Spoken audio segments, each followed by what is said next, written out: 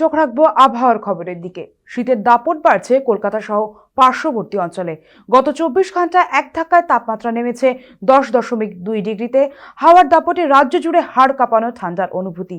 আগামী 7 দিন শুষ্ক আবহাওয়া থাকবে এবং বৃষ্টির কোনো সম্ভাবনা নেই। হাওয়া অফিসের পূর্বাভাস, বঙ্গোপসাগরে একটি সুস্পষ্ট নিম্নচাপ তৈরি হয়েছে। পাশাপাশি উত্তর ও দক্ষিণবঙ্গের বহু জেলায় সকালে ঘন কুয়াশার সতর্কতা জারি করা হয়েছে।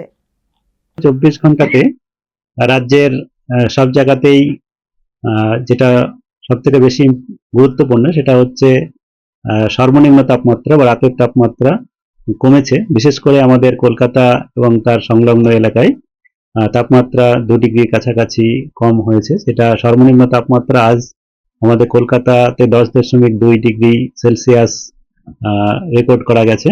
এই হচ্ছে আমাদের কলকাতার। এখন আমাদের আবহাওয়ার যা পরিস্থিতি তাতে আগামী কয়েকদিনে এই শীতল আবহাওয়া থাকবে। আর আজকে সকালে সুস্পষ্ট নিম্নচাপ রয়েছে, যেটা দক্ষিণ পূর্ব বঙ্গোপসাগরে রয়েছে। আর দক্ষিণ পশ্চিম বঙ্গোপসাগরে এটি আমাদের গভীর নিম্নচাপে পরিণত হওয়ার সম্ভাবনা রয়েছে 24 ঘন্টার মধ্যে। এবং আগামী 48 ঘন্টায় এটি আমাদের দক্ষিণ পূর্ব থেকে দক্ষিণ পশ্চিম বঙ্গোপসাগর বরাবর এটা করবে। এটির আমাদের উপরে কোনো প্রভাব নেই।